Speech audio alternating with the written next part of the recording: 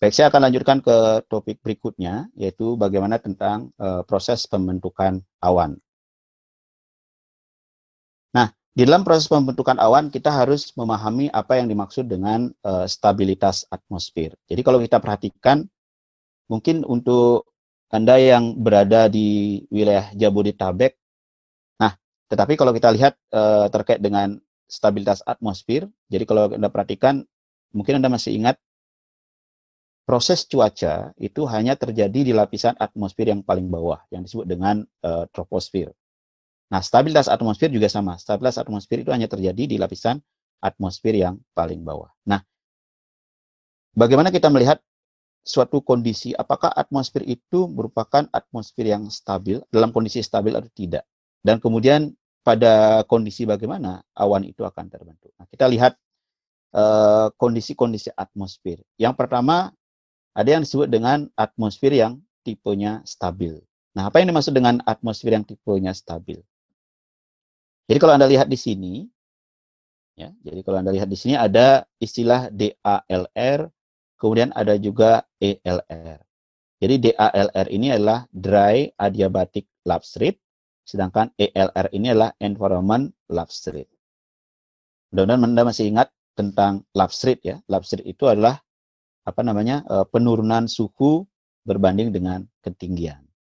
Nah, yang dimaksud dengan dry adiabatic lapse rate ini adalah nilai lapse rate atau nilai penurunan suhu pada udara kering, ya, pada udara kering dry.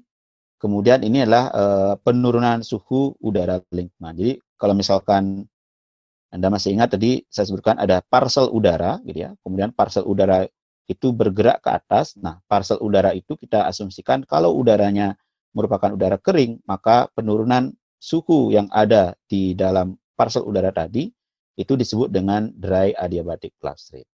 Nah, kemudian di luar parcel itu kita sebut sebagai environment atau lingkungan. Jadi penurunan suhu yang ada di luar parcel tadi itu yang disebut dengan ELR.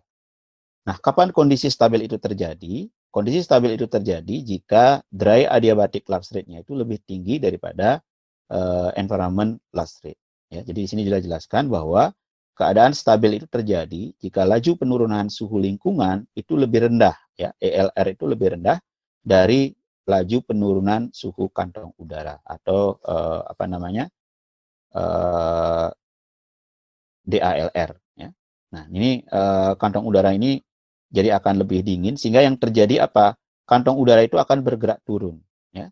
Karena misalkan dia ELR itu lebih rendah dari DALR, maka kantong udara itu bergerak turun. Nah, Anda masih ingat suatu kantong udara atau parcel udara akan mengalami kondensasi jika udara tersebut mengalami gerak ke atas karena akan ada penurunan suhu. Artinya, jika kantong udara itu bergerak ke bawah, maka kondensasi itu tidak terjadi secara masif. Jikapun terjadi, ya, jikapun misalkan pada saat turun mungkin terjadi proses-proses penurunan, maka akan terbentuk awan-awan yang tipis dan berbentuknya bertingkat gitu ya. Jadi turun terbentuk atau naik lagi terbentuk dan seterusnya. Nah, sehingga di sini disebutkan awan yang terbentuk bersifat strati ya, stratus dan lain sebagainya. Jadi dia berlapis-lapis seperti itu. Nah, itu adalah merupakan kondisi atmosfer yang stabil. Kemudian yang berikutnya ada disebut dengan atmosfer yang tidak stabil. Nah, kondisi atmosfer yang tidak stabil adalah kondisi atmosfer yang sebaliknya. Ya, di mana DALR yang lebih kecil daripada ELR. Nah, pada kondisi seperti ini, maka udara akan terus bergerak ke atas. Nah, karena udara bergerak ke atas, maka pengambangan terjadi, parcel udara bergerak ke atas, sehingga kondensasi akan menghasilkan awan-awan yang berkembang secara vertikal. Ya, jadi sini membentuk awan-awan cumulus, gitu ya, awan-awan yang terbentuk secara vertikal. Nah, kemudian ada yang ketiga yang disebut dengan tidak stabil, tapi dia tidak stabil bersyarat. Jadi kalau misalkan Anda perhatikan di sini, yang tadi inilah bersifat stabil, tetapi begitu dia masuk di dalam awan, di sini sudah terbentuk awan. Nah, di dalam awan itu mengalami proses tidak stabil tapi bersyarat. Jadi tidak stabil bersyarat itu karena stabil. Jadi yang dimaksud dengan tidak stabil bersyarat itu dia kondisinya adalah stabil untuk udara tidak jenuh dan tidak stabil untuk udara jenuh. Jadi syaratnya itu adalah tidak stabil kalau udaranya sudah jenuh. Ya. Jadi ini parcel udara bergerak ke atas, setelah terjadi namanya kondensasi, level kondensasi, di sini dia bergerak tidak stabil. Ya.